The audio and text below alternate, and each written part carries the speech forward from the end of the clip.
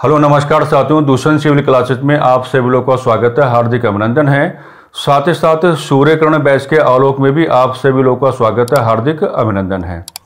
मेरे प्यारे साथियों, जैसा कि आप लोग भलीभांति परिचित हैं कि सूर्यकिरण बैच के आलोक में शिक्षण अभिरुचि के संदर्भ में हम लोगों ने अपने अध्ययन और अध्यापन के कार्य को प्रारंभ किया हुआ है। ठीक है, और देखिएगा कि व्यवस्थित तरीके से कक्षाओं को जो प्रस्तुतिकरण है वो आपके समक्ष हो रहा है। अच्छा, आज का जो आपका शिक्षण अभिरुचि के संदर्भ में विषय रहेगा, तो अगर आप अपने पाठ्यक्रम को ऑब्जर्व करने की बात करेंगे तो असल में आपके पाठ्यक्रम में एक टॉपिक मिलेगा आपको, जिसको कहा गया है राष्ट्रीय उच्चतर शिक्षा अभियान। क्या कहेंगे? राष्ट्रीय उच्चतर शिक्षा अभियान। ये एक टॉपिक आपके सामने रखा गया है। तो आज की क्लास का जो मेजर वन आपका डिस्कशन होगा वो राष्ट्रीय उच्चतर शिक्षा अभियान के संदर्भ में ही होगा। राष्ट्रीय उच्चतर शिक्षा अभियान को किस तरीके से आपको परीक्षा उपयोगी बनाना है, किस तरीके से आप इस व्यवस्था को कैलकुलेट करके चलेंगे, और कार्य आपको ऐसा करना पड़ेगा कि राष्ट्रीय उच्चतर शिक्षा अभियान क्या है यह आपके लिए बहुत ही आसान क्या बन जाए, टॉपिक बन जाए। देखिए, राष्ट्रीय उच्चतर शिक्षा अभियान का प्रॉपर प्रेजेंटेशन तो आपके सामने होना ही है, लेकिन उससे पहले क्या है, हम एक चिंता व्यक्त कर लेते हैं। हो सकता है कि कुछ इसी प्रकार की चिंता हमने किसी अन्य क्लास में भी की हो। हमने हमेशा इन बातों को माना है कि अगर आप किसी भी समाज को एक प्रोग्रेसिव सोसाइटी के रूप में आगे बढ़ाना चाहते हैं तो ऐसे समाज को आपको ऐसे लोगों को देना ही पड़ेगा जिनकी बौद्धिक क्षमता क्या है, काफी उन्नत है। कहते हैं कि अगर किसी भी समाज को आपने ऐसे लोगों को दिया है या किसी भी समाज के साथ आपने ऐसे लोगों को जोड़ा हुआ है जिनकी बौद्धिक क्षमता यानी कि जिनका जो आपका इंटेलेक्चुअल पावर है वो वेरी इफेक्टिव है, तो ऐसे समाज को प्रोग्रेसिव सोसाइटी बनाना यानी कि प्रगतिशील समाज बनाना काफी ज्यादा क्या हो जाता है, आसान हो जाता है। मेरे प्यारे साथियों, ऐसा इस नाते कहा जाता है कि जो बौद्धिक क्षमता, जिन लोगों की बौद्धिक क्षमता काफी इफेक्टिव होती है, काफी इंप्रेसिव होती है या काफी उन्नत होती है, तो वो अपनी बौद्धिक क्षमता का प्रयोग करते हुए समाज की बुराइयों को पहचानते हैं, समाज की अच्छाइयों को बाहर निकालते हैं और समाज को विकास के पथ पर क्या है, आगे बढ़ाने का कार्य करते हैं। देखिए, जब मामला शिक्षण अभिरुचियों का आपके सामने आता है तो अभी तक आपने बहुत सारे डिस्कशंस यहां तक कर लिए हैं। आपने एलिमेंट्री एजुकेशन के बारे में अलग अलग प्रकार की वैल्यूज को कैलकुलेट किया, आपने सेकेंडरी एजुकेशन के बारे में अलग अलग प्रकार की वैल्यूज को आपने कैलकुलेट करने का कार्य किया, लेकिन जो आज का टॉपिक आपका है इसका कोई भी जुड़ाव आप ना तो एलिमेंट्री एजुकेशन के साथ करेंगे और ना ही कोई भी जुड़ाव क्या है, सेकेंडरी एजुकेशन के साथ करके चलेंगे। यानी कि राष्ट्रीय उच्चतर शिक्षा अभियान का जो बड़ा उद्देश्य है वो किसके बारे में है, हायर एजुकेशन के बारे में है। और वही बात तो हमने कहा कि अगर आप लोग हायर एजुकेशन को प्रमोट करने की बात करोगे तो आप ऐसे लोगों को बाहर निकाल पाओगे जिनकी बौद्धिक क्षमता काफी क्या रहेगी, इंप्रेसिव रहेगी। और अच्छी बौद्धिक क्षमता वाले लोग जब राज्य के साथ अपना जुड़ाव करके चलेंगे या समाज के साथ अपना जुड़ाव करके चलेंगे तो स्टेट भी क्या है, अपने आप को एज अ प्रोग्रेसिव स्टेट के रूप में आगे बढ़ा पाएगा और सोसाइटी भी क्या है, अपने आप को एज अ प्रोग्रेसिव सोसाइटी के रूप में आगे बढ़ा पाएगी। तो हम आपको यह समझाने का कार्य बिल्कुल नहीं कर रहे हैं कि आपको प्राथमिक शिक्षा पर कोई बल नहीं देना है, नींव तो आपको मजबूत बना करके चलनी पड़ेगी, या आपको सेकेंडरी एजुकेशन पर कोई बल नहीं देना है, सेकेंडरी एजुकेशन की मजबूती भी आपको लेकर के चलनी पड़ेगी। लेकिन यहां जो आपका टॉपिक की डिमांड है वो टॉपिक की डिमांड ये बन के आती है कि ना तो आपको प्राइमरी एजुकेशन या एलिमेंट्री एजुकेशन की बात करनी है और ना ही आपको सेकेंडरी एजुकेशन की बात करनी है, आपको हायर एजुकेशन की बात करनी है। और ये टॉपिक आपको यही सिखाने का प्रयास कर रहा है कि अगर हम हायर एजुकेशन को प्रमोट करने की बात करेंगे या हायर एजुकेशन को क्वालिटी ओरिएंटेड बनाने की बात करेंगे तो हम अच्छे लोगों को बाहर निकाल पाएंगे। और यही जो अच्छे लोग हैं जब राज्य के साथ अपना एसोसिएशन करके चलेंगे या समाज के साथ अपना जुड़ाव करके चलेंगे तो राज्य भी क्या है, अपने आप को प्रगतिशील बना पाएगा, प्रभावशाली बना पाएगा। और समाज भी अपने आप को क्या बना पाएगा, प्रोग्रेसिव बना पाएगा, इफेक्टिव बना पाएगा। तो ये डिमांड क्या रहेगी आपके टॉपिक की, ये डिमांड रहेगी। अच्छा टॉपिक है, बढ़िया टॉपिक है। सवाल बनने की संभावनाएं क्या है, बिल्कुल है। आप किसी भी तरह की कोई कंजूसी या कटौती करके नहीं चलेंगे। आपको डिस्कशन क्या है, जिस तरीके से डिस्कशन आपके सामने आना चाहिए उसी तरीके से आपको डिस्कशन करना है। हम अपना पूरा काम करेंगे, बाकी जिम्मेदारी क्या रहेगी, आप लोगों की रहेगी। अच्छा, इसका शॉर्ट फॉर्म क्या है, तो शॉर्ट फॉर्म में इसको क्या कहते हैं, रूसा कहते हैं, RUSA। शॉर्ट फॉर्म में इसको क्या कहा जाता है, रूसा कहा जाता है, RUSA। और इसका हिंदी में जो नामकरण है वो क्या है, हम कहेंगे राष्ट्रीय उच्चतर, राष्ट्रीय उच्चतर, क्या कहेंगे, राष्ट्रीय उच्चतर शिक्षा अभियान। ये इसका पूरा नाम है, राष्ट्रीय उच्चतर शिक्षा अभियान। क्या कहेंगे भाई, राष्ट्रीय उच्चतर शिक्षा अभियान। ये इसका क्या हो जाएगा, पूरा नाम आपका हो जाएगा। अब शुरुआत में व्यवहार आपका कैसा हो जाना चाहिए, तो देखो शुरुआत में व्यवहार आपका ऐसा हो जाना चाहिए, आप ये कहेंगे कि राष्ट्रीय उच्चतर शिक्षा अभियान जो है ये क्या है, केंद्र द्वारा प्रायोजित, केंद्र द्वारा प्रायोजित, केंद्र द्वारा प्रायोजित एक योजना है, एक योजना है, केंद्र द्वारा प्रायोजित एक योजना है, या फिर आप इसको क्या कह सकते हैं, कार्यक्रम भी कह सकते हैं। या तो आप इसको योजना कहेंगे या फिर आप इसको क्या कहेंगे, कार्यक्रम कहेंगे। यानी कि ये जो आपकी योजना है या ये जो आपका कार्यक्रम है ये क्या है, सेंटर की ओर से क्या स्पॉन्सर्ड है, यानी कि केंद्र द्वारा प्रायोजित क्या है, एक प्रकार की योजना है, एक प्रकार का कार्यक्रम है। अगली बात क्या है, अगर आपसे पूछा जाए कि इसका स्टार्टिंग, अगर आपसे पूछा जाए कि इसका स्टार्टिंग ईयर आप क्या लेके चलेंगे, तो मेरे प्यारे साथी क्या कहेंगे कि ये जो प्रारंभ किया गया था ये 2013 यानी कि 2013 में क्या है, इसको प्रारंभ किया गया था। 2013 में क्या है, इसको प्रारंभ किया गया था। अगली बात आप लोग यहां पर क्या कहने का प्रयास करेंगे, तो अगली बात आप लोग यहां पर यह कहने का प्रयास करेंगे कि उच्च शिक्षा, उच्च शिक्षा को, उच्च शिक्षा को यानी कि हायर एजुकेशन को, ओके, उच्च शिक्षा को गुणवत्ता पूर्ण बनाना, उच्च शिक्षा को गुणवत्ता पूर्ण बनाना। एक बात तो ये कही है आपने, यानी कि जो हायर एजुकेशन है उसको क्या है, क्वालिटी ओरिएंटेड बनाना, उच्च शिक्षा को गुणवत्ता पूर्ण बनाना। कुछ बातें और भी हम कह सकते हैं, उच्च शिक्षा को, इस प्रकार के सेंटेंसेस का प्रयोग किया करो, उच्च शिक्षा को व्यवस्थित, सिस्टमैटिक, उच्च शिक्षा को व्यवस्थित यानी कि सिस्टमैटिक कोमा अनुशासित बनाना, उच्च शिक्षा को व्यवस्थित कोमा क्या बनाना, अनुशासित बनाना, अनुशासित बनाना। डन। रूसा के बारे में जो अगला डिस्कशन आपको यहां पर स्टैब्लिश करना है, तो अगला डिस्कशन आप लोग क्या स्टैब्लिश करके चलेंगे, अगला डिस्कशन आप ये स्टैब्लिश करके चलेंगे कि किस पर फोकस करता है। तो एक बात अगर आपको कहनी हो तो हम कहेंगे कि फोकस ऑन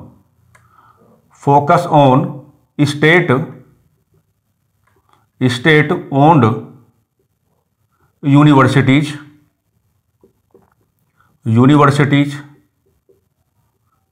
है ना। यानी कि हिंदी में आप यहां पर यह कह पाओगे कि यह कार्यक्रम राज्य आधारित,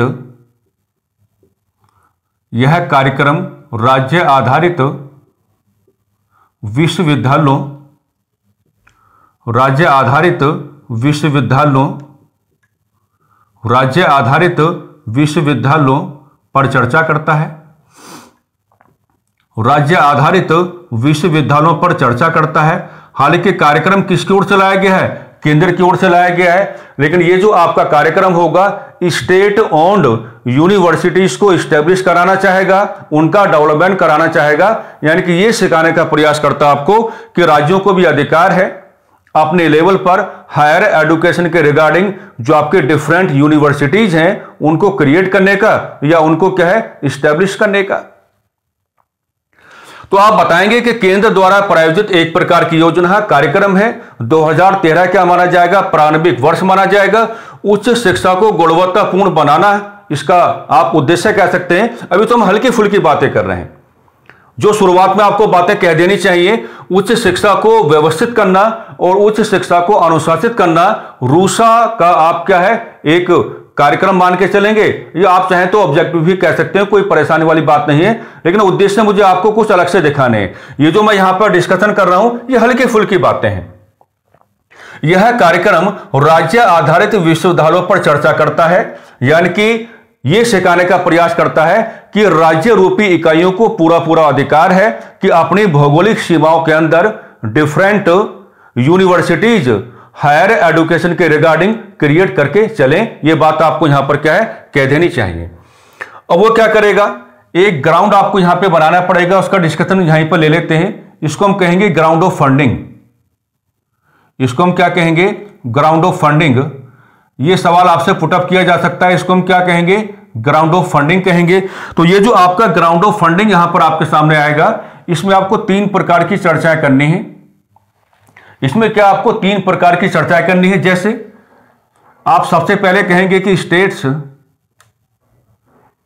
ऑफ जनरल कैटेगरी,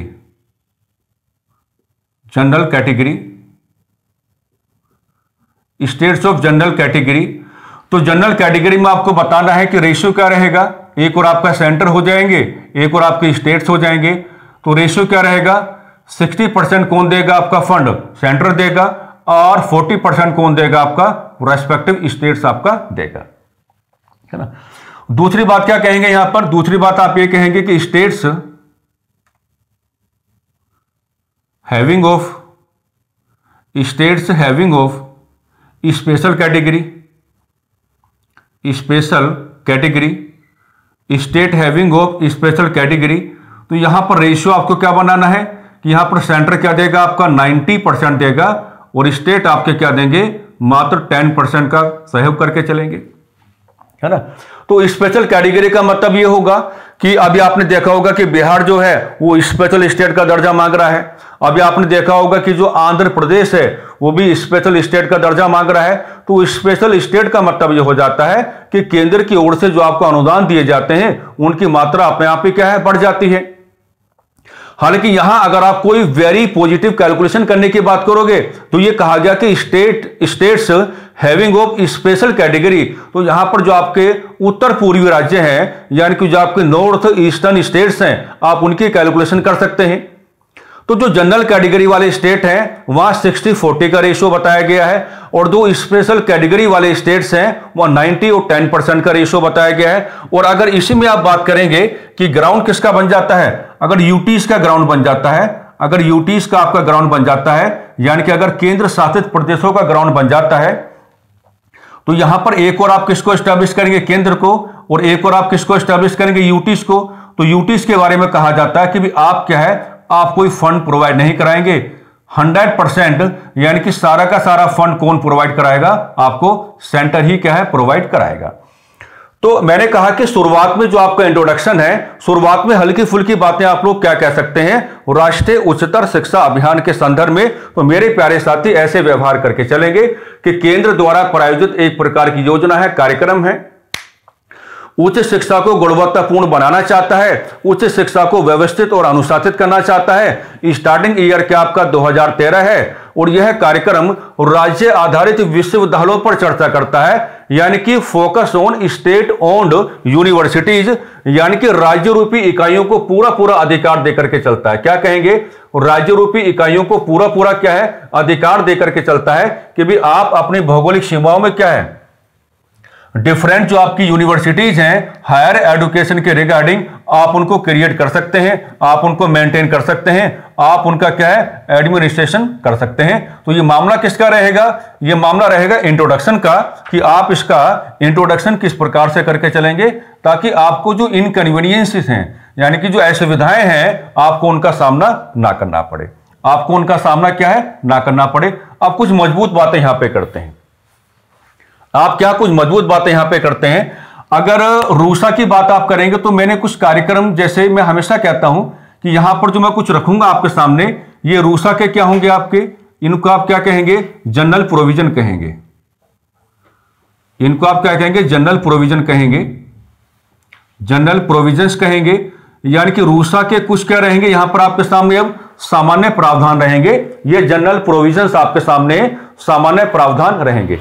इनको कैसे कैसे कैलकुलेट किया जाता है, नंबर 1 पे आप कह के चलेंगे कि फोकस ऑन वेरी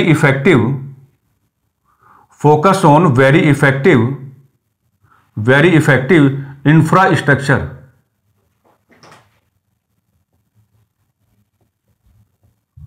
है ना, एक सेंटेंस आप ये प्रयोग करके चलेंगे कि रूसा का फोकस क्या है। रूसा का फोकस ये है कि जो उच्च शिक्षा से संबंधित आपके विश्वविद्यालय हैं, आपको उनको क्या है, वेरी इफेक्टिव क्या देना पड़ेगा, इंफ्रास्ट्रक्चर देना पड़ेगा। अब देखो, मैंने पहले भी कहा होगा कि जब हम ये कहते हैं कि आपको क्या प्रोवाइड कराना है, आपको वेरी इफेक्टिव इंफ्रास्ट्रक्चर आपको प्रोवाइड करा के चलाना है, तो हम ये कहते हैं कि अगर आप इंफ्रास्ट्रक्चर को मजबूती देना चाहते हैं तो इसका मतलब क्या हो जाता है कि जो आपके स्टूडेंट्स हैं आप उनको फैसिलिटीज प्रोवाइड कराना चाहते हैं, जो आपका टीचिंग स्टाफ है आप उनको फैसिलिटीज प्रोवाइड कराना चाहते हैं, और जो आपके अदर स्टाफ्स हैं आप उनको फैसिलिटीज प्रोवाइड कराना चाहते हैं। कुल मिलाकर के जब आप वेरी पॉजिटिव फैसिलिटीज प्रोवाइड करा के चलते हैं तो जो आपका एजुकेशनल इंस्टीट्यूशन होता है उसके अंदर का जो आपका इन्वायरमेंट है वो अपने आप ही क्या बन जाता है, पॉजिटिव बन जाता है। वो अपने आप ही क्या बन जाता है, सकारात्मक बन जाता है, यानी कि वो अपने आप ही क्या है, पॉजिटिव बन जाता है। दूसरी बात आप यहां पर ये कहेंगे कि इसमें क्या है, जनरल प्रोविजन में, जनरल प्रोविजंस में तो हम कहेंगे कि फोकस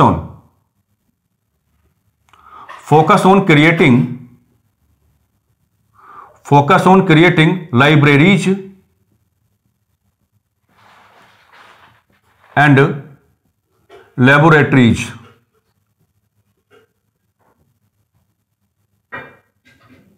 है ना, यानी कि इसमें इस बात का भी काफी फोकस किया गया है कि आपको जो लाइब्रेरीज हैं वो आपको हायर एजुकेशन के रिगार्डिंग क्या है, क्रिएट करनी पड़ेंगी, और जो आपकी लेबोरेटरीज हैं यानी कि जो प्रयोगशालाएं हैं वो भी आपको क्या है, इस्टेब्लिश करके चलनी पड़ेंगी। इनका मामला क्या होगा, अगर हम यहां पर लाइब्रेरीज के ग्राउंड को कैलकुलेट करने की बात करेंगे तो आप विद्यार्थियों को जो है अच्छी किताबों के साथ जोड़ पाओगे, आप विद्यार्थियों को क्या है, एक अच्छे कंटेंट के साथ जोड़ पाओगे। और अगर हम यहां पर लेबोरेटरीज का डिस्कशन करके चलेंगे यानी कि प्रयोगशालाओं का डिस्कशन करके चलेंगे तो हम यहां पर यह कहने की बात कर रहे हैं कि हम रिसर्च को प्रमोट करने की बात कर रहे हैं। किसको, रिसर्च को प्रमोट करने की बात कर रहे हैं। तीसरी बात यहां पर आप कहेंगे कि ये क्या चाहता है, ये चाहता है कि उच्च शिक्षा से संबंधित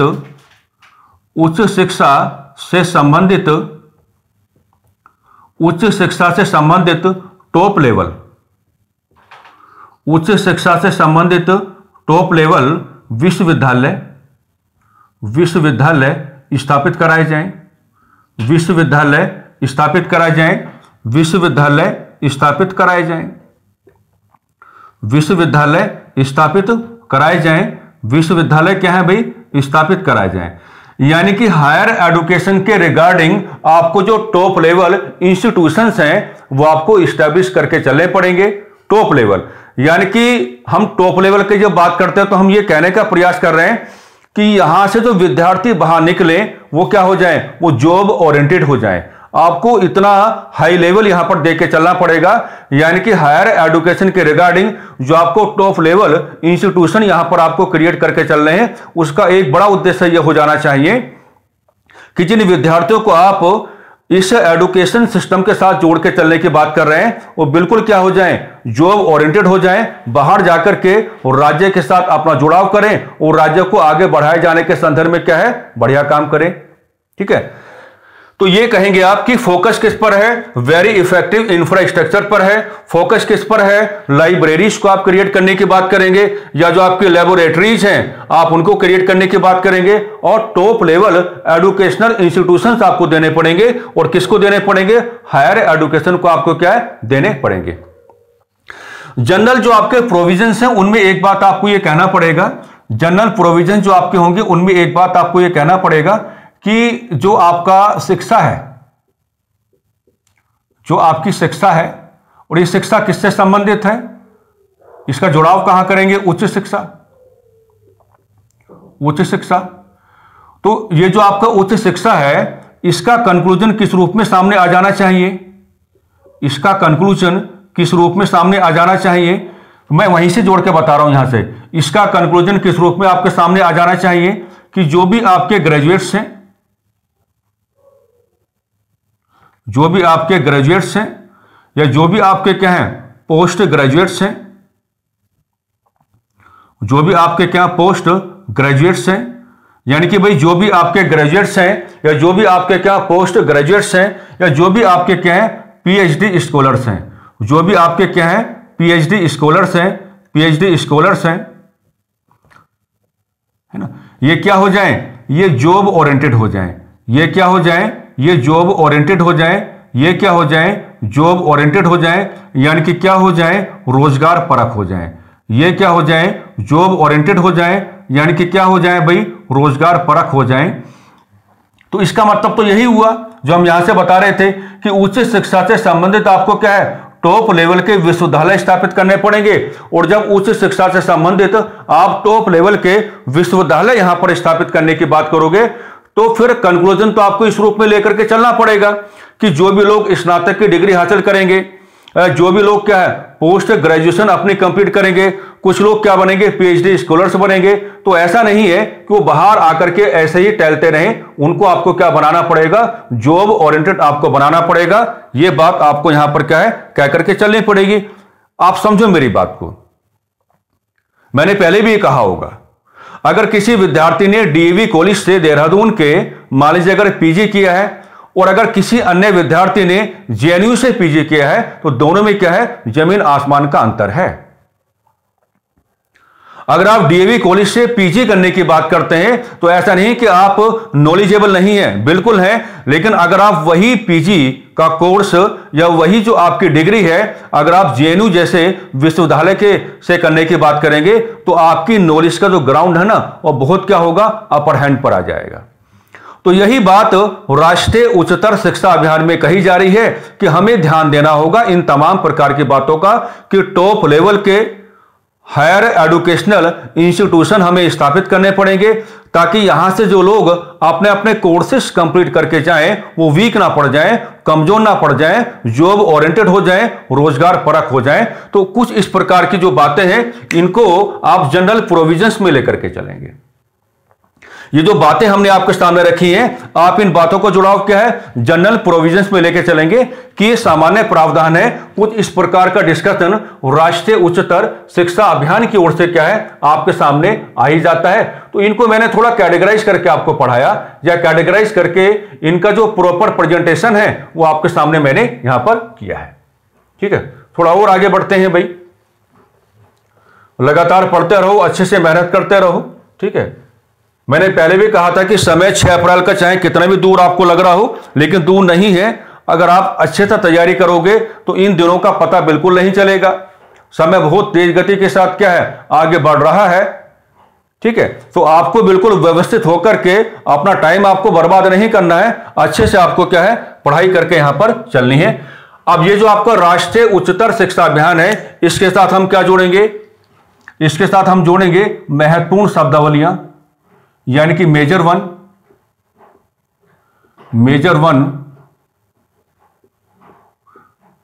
टर्मिनोलॉजीज, मेजर वन टर्मिनोलॉजीज। अब यहां पर आपको क्या जोड़ के चलनी है, महत्वपूर्ण शब्दावलियां आपको जोड़ के चलनी है। महत्वपूर्ण शब्दावलियां क्या है, आप यहां पर जोड़ करके चलेंगे। इनको आप क्या कहेंगे, महत्वपूर्ण शब्दावलियां क्या है आप कहेंगे। अब ये जो आपकी महत्वपूर्ण शब्दावलियां हैं, ये किस तरीके से आपके सामने आएंगी, एक शब्दावली आपको लेकर के चलना है जिसको हम कहेंगे एक्सिस, ACCESS एक्सिस। और एक्सिस का मतलब क्या हो जाएगा, पहुंच हो जाएगा।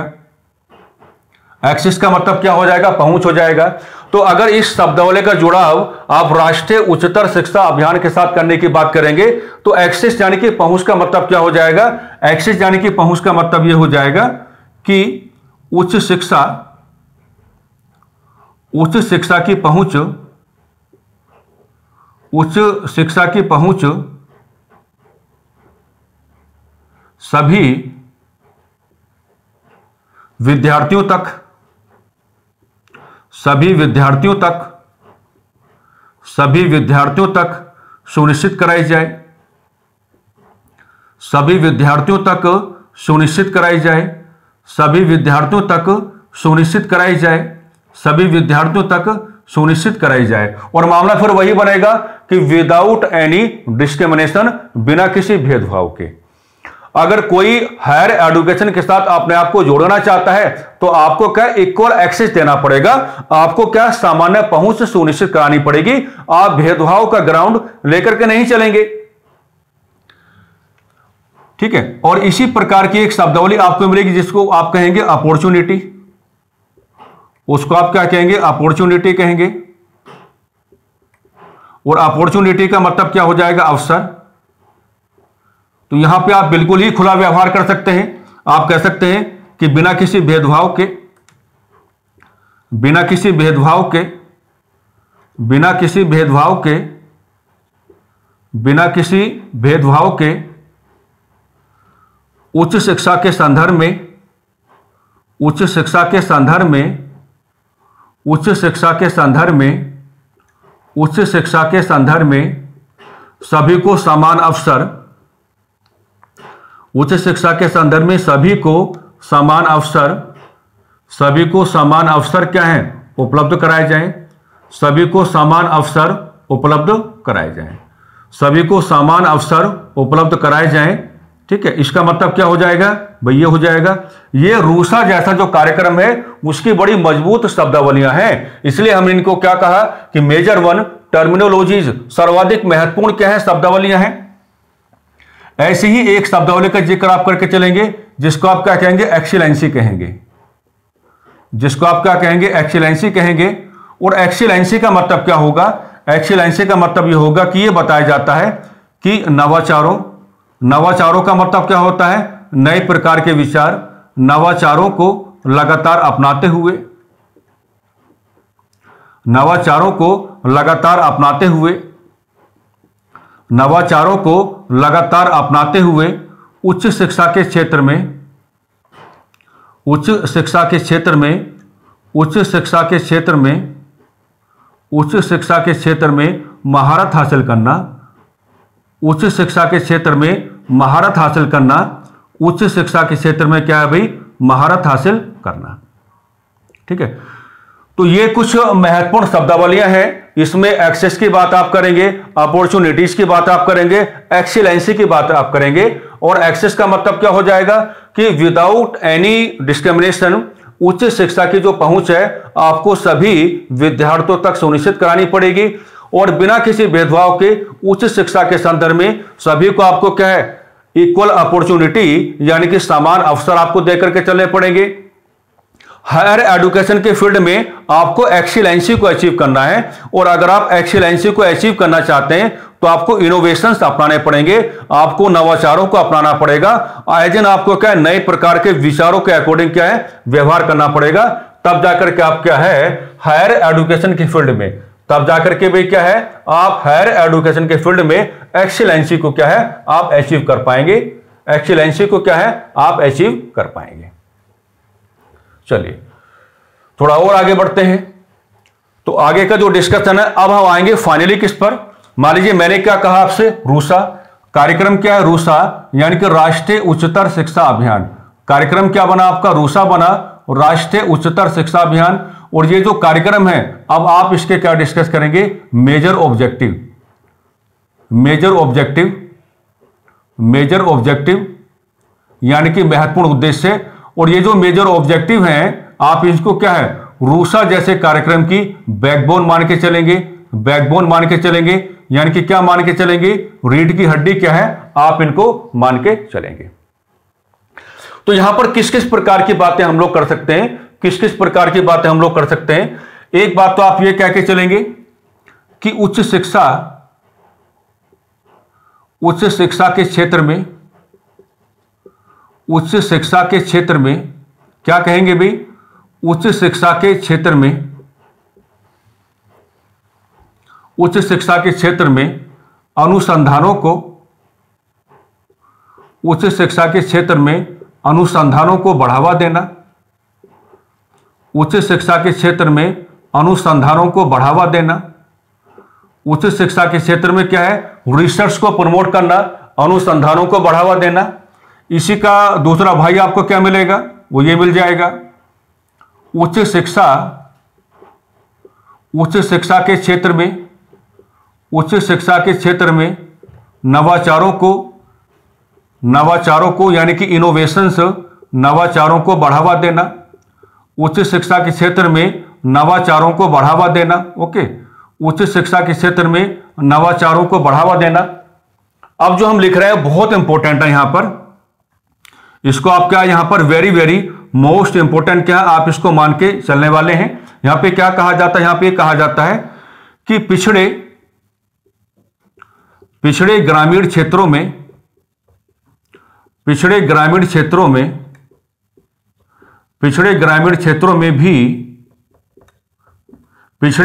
क्षेत्रों में भी उच्च शिक्षा से संबंधित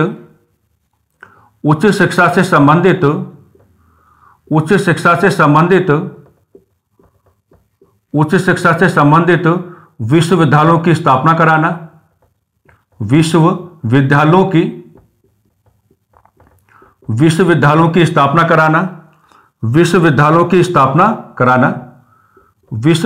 की स्थापना कराना। अब इसका मतलब क्या होगा, इसकी अगली लैंग्वेज क्या बनेगी, ताकि शहरी क्षेत्रों तथा पिछड़े ग्रामीण क्षेत्रों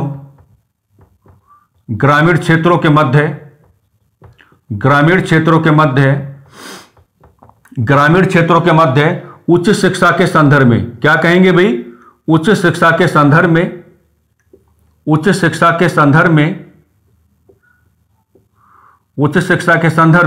एक संतुलन स्थापित किया जा सके,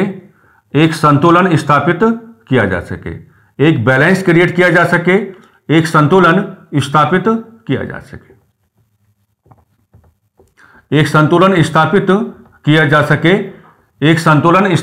जा सके। तो आप देख पा रहे हैं कि ये बनेंगे, इसके क्या है, बहुत ही जो मेजर वन जो आपके ऑब्जेक्टिव्स हैं, इनके बारे में आपको बात करके चलना पड़ेगा। यानी कि उच्च शिक्षा के क्षेत्र में आपको लगातार क्या है, अनुसंधानों को बढ़ावा देना है। उच्च शिक्षा के क्षेत्र में क्या, लगातार आपको नवाचारों को बढ़ावा देना है। आपको जो आपके ग्रामीण पिछड़े हुए क्षेत्र हैं, क्या कहा, जो आपके ग्रामीण जो आपके पिछड़े हुए क्षेत्र हैं, है ना, जब आप उनका कंपैरिजन हायर एजुकेशन के ग्राउंड पर शहरी क्षेत्रों के साथ करते हैं तो आपको इम्बैलेंस दिखाई पड़ता है, आपको क्या है, असंतुलन आपको दिखाई पड़ता है। तो वो जो आपका असंतुलन है उसका कन्वर्जन आपको किसमें करना है, उसका जो कन्वर्जन आप करके चलेंगे वो किसमें करेंगे, संतुलन में आप करेंगे। इसके लिए क्या है, जो पिछड़े हुए आपके ग्रामीण क्षेत्र हैं वहां भी उच्च शिक्षा के संदर्भ में आपको क्या है, विश्वविद्यालयों को स्थापित करना पड़ेगा, अगली बात देखेगा, ये भी रहेगा इसमें वेरी वेरी मोस्ट इंपॉर्टेंट, ये भी क्या रहेगा इसमें वेरी वेरी मोस्ट इंपॉर्टेंट रहेगा। राज्य आधारित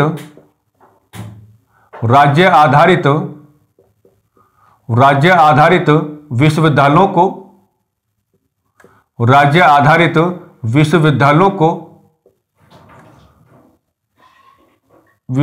को एक स्वायत्त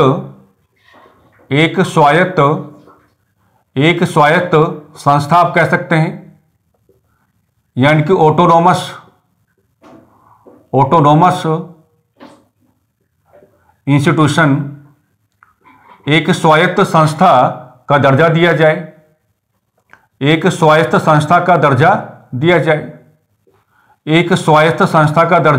दिया जाए, अब इसमें ये जो आपका ऑब्जेक्टिव है, जो मेजर वन ऑब्जेक्टिव बना हुआ है, जिसमें क्या कहा गया है कि राज्य आधारित जो आपके विश्वविद्यालय होंगे आप उनको क्या देने की बात करेंगे, जो आपके राज्य आधारित विश्वविद्यालय होंगे आप उनको क्या देने की बात करेंगे, आप उनको ये देने की बात करेंगे भाई कि हम आपको एक स्वायत्त संस्था के रूप में क्या है, एक्सेप्ट करने के लिए तैयार है। तो इसका मतलब यह होगा कि राज्य की भौगोलिक सीमाओं के अंदर जो आपको डिफरेंट यूनिवर्सिटीज आपको दिखाई पड़ेंगी, हायर एजुकेशन के रिगार्डिंग, है ना, उनका जो मामला है या उनके जो आपके अफेयर्स हैं, उन अफेयर्स को रेगुलेट करने का अधिकार भी किसको मिले? उसी स्टेट गवर्नमेंट को मिले जिस भौगोलिक क्षेत्र में इस प्रकार के विश्वविद्यालय जो हैं ये आपको दिखाई पड़ रहे हैं। अगली बात इसमें यह कही गई है, यह भी हमको काफी महत्वपूर्ण इसमें लगता है, साफ साफ कहा गया है कि विश्वविद्यालयों में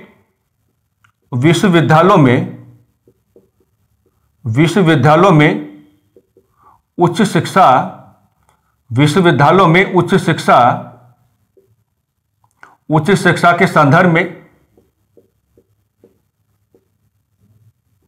अध्यापकगण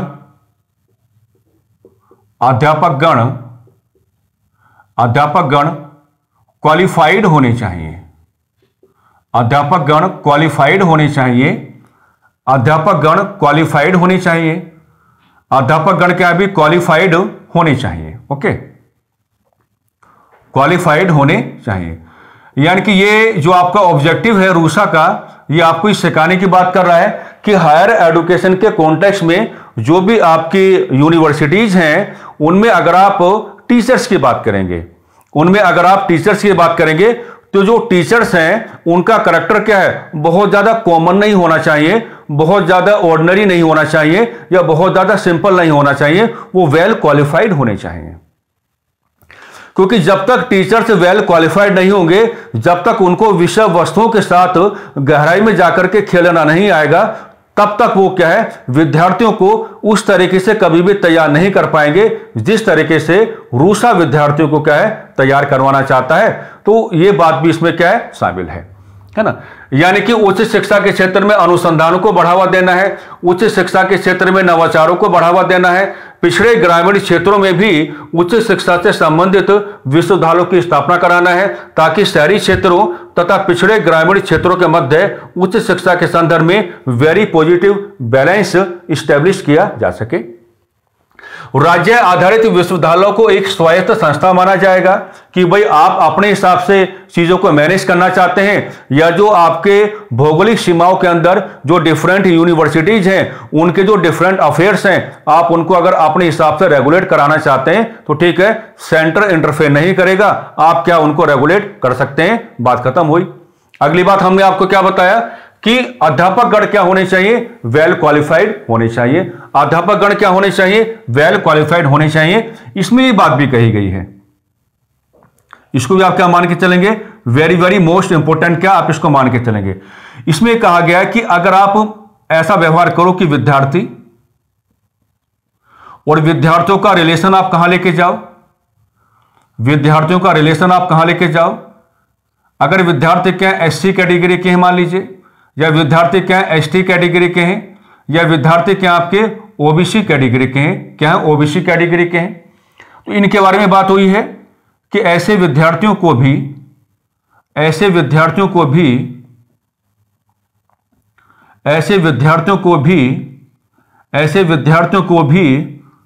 उच्च शिक्षा के संदर्भ में ऐसे विद्यार्थियों को भी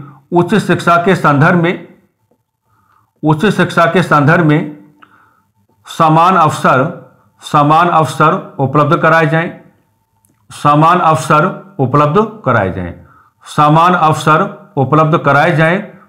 अवसर क्या है, उपलब्ध कराए जाएं, है ना।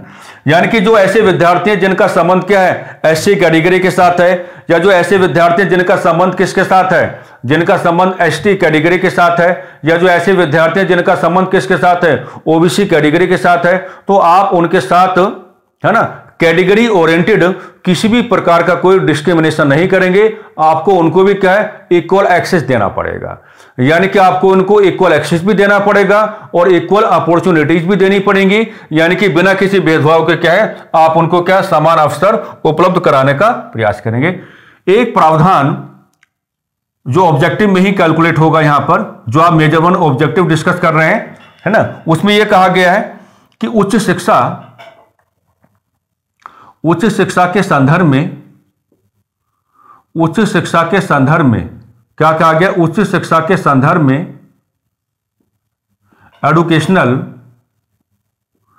उच्च शिक्षा के संदर्भ में एडुकेशनल इंक्लूजन, उच्च शिक्षा के संदर्भ में एडुकेशनल क्या कहेंगे, उच्च शिक्षा के संदर्भ में एडुकेशनल इंक्लूजन को लागू किया जाए, एडुकेशनल इंक्लूजन को लागू किया जाए, लागू किया जाए। अब यहां पर जो आप देख पा रहे हैं कि इंक्लूजन जैसी जो टर्मिनोलॉजी आपके सामने है, तो इंक्लूजन को हिंदी में क्या कहा जाता है, समावेशी कहा जाता है। और अगर किसी भी विषय वस्तु के साथ समावेशी जैसी शब्दावली जुड़ जाए तो उसका व्यवहार कैसा हो जाता है, समाजवाद आधारित हो जाता है। अगर रूसा ने अपने मेजर 1 ऑब्जेक्टिव में इस बात को शामिल किया है कि हायर एजुकेशन के फील्ड में या हायर एजुकेशन के रिगार्डिंग हम एजुकेशनल इंक्लूजन को लागू करवाना चाहेंगे या एजुकेशनल इंक्लूजन को अपनाना चाहेंगे, तो इसका मतलब क्या हो जाएगा, यह मामला क्या हो जाएगा, समाजवाद आधारित हो जाएगा। यह मामला क्या हो जाएगा, समाजवादी हो जाएगा। और अगर मामला समाजवाद आधारित है या अगर मामला समाजवादी हो गया है तो फिर क्या होगा, फिर आपको यह कहना पड़ेगा कि हायर एजुकेशन के रिगार्डिंग सभी लोगों को एक साथ लेकर चलने की बातें हो रही हैं। हायर एजुकेशन के रिगार्डिंग क्या है, सभी लोगों को एक साथ लेकर के आगे बढ़ने की क्या है, बातें हो रही हैं। तो ये जो कुछ बातें हमने आपके सामने यहां पर एस्टैब्लिश की हैं, ये तमाम प्रकार की जो बातें हैं ये क्या माने जाएंगे, ये मेजर ऑब्जेक्टिव्स माने जाएंगे। और किसके माने जाएंगे, ये रूसा जैसा जो कार्यक्रम आपके सामने है उसके मेजर ऑब्जेक्टिव्स हैं। और ये जो मेजर ऑब्जेक्टिव्स हैं इनको रूसा के क्या कहेंगे आप लोग, रीढ़ की हड्डी कहेंगे, यानी कि बैकबोन आप कहेंगे। इस प्रकार से आपको व्यवहार करना है। तो आज की चर्चा में रूसा को लेकर के हमने इंट्रोडक्शन किया सबसे पहले, है ना, ग्राउंड ऑफ फंडिंग को हमने कैलकुलेट किया, जनरल प्रोविजंस को हमने कैलकुलेट किया, कुछ जो आपकी मेजर टर्मिनोलॉजीज हैं उनको हमने कैलकुलेट किया, और जो मेजर ऑब्जेक्टिव्स हैं उनको हमने कैलकुलेट किया। और ये जो आपकी चर्चा रहेगी रूसा जैसे कार्यक्रम के संदर्भ में, ये इसका पार्ट 1 होगा। इसका पार्ट 2 क्या है वो नेक्स्ट क्लास में आपके सामने आएगा। हम आपसे यही अपेक्षा करके चलेंगे कि कक्षा के साथ आप लोग अपना जुड़ाव करके चलेंगे।